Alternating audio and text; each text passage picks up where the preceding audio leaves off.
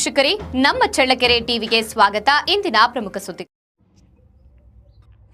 ಚಳ್ಳಕೆರೆ ತಾಲೂಕಿನ ಗೋಪನಹಳ್ಳಿ ಗ್ರಾಮದ ದಲಿತ ಕಾಲೋನಿಯಲ್ಲಿ ಚರಂಡಿ ಅಕ್ರಮ ಒತ್ತುವರಿ, ತ್ಯಾಜ್ಯ ನೀರು ಮುಖ್ಯ ರಸ್ತೆಯಲ್ಲೇ ನಿಂತು ಸಾರ್ವಜನಿಕರಿಗೆ ತೊಂದರೆ ಉಂಟಾಗುತ್ತಿದೆ ಎಂಬ ಆರೋಪ ಕೇಳಿಬಂದಿದೆ. ಚರಂಡಿಯ ನೀರು ಸರಾಗವಾಗಿ ಹರಿಯದ ಕಾರಣ ರಸ್ತೆ ಮೇಲೆ ಕೊಳಚೆ ನೀರು ಸಂಗ್ರಹವಾಗಿದ್ದು ದುರ್ವಾಸನೆ ಹರಡುತ್ತಿದೆ. ಇದರಿಂದ ಸೊಳ್ಳೆಗಳ ಕಾಟ ಹೆಚ್ಚಾಗಿ ಸಾಂಕ್ರಾಮಿಕ ರೋಗಗಳ ಭೀತಿ ಎದುರಾಗಿದೆ ಎಂದು ಸ್ಥಳೀಯರು ತಿಳಿಸಿದ್ದಾರೆ. ಸಮಸ್ಯೆ ಕುರಿತು ಹಲವು ಬಾರಿ ಗ್ರಾಮ ಪಂಚಾಯಿತಿ ಅಧಿಕಾರಿಗಳ ಗಮನಕ್ಕೆ ತಂದರೂ ಶಾಶ್ವತ ಪರಿಹಾರ ದೊರೆತಿಲ್ಲ ಎಂದು ಗ್ರಾಮಸ್ಥರು ಅಸಮಾಧಾನ ವ್ಯಕ್ತಪಡಿಸಿದ್ದಾರೆ. ಸಾರ್ವಜನಿಕ ಆರೋಗ್ಯಕ್ಕೆ ಅಪಾಯ ಉಂಟಾಗುವ ಮುನ್ನವೇ ಚರಂಡಿ ಒತ್ತುವರಿ ತೆರವುಗೊಳಿಸಿ ತ್ಯಾಜ್ಯ ನೀರು ಸರಾಗವಾಗಿ ಹರಿಯುವಂತೆ ಕ್ರಮ ಕೈಗೊಳ್ಳಬೇಕು ಎಂದು ಆಗ್ರಹಿಸಿದ್ದಾರೆ.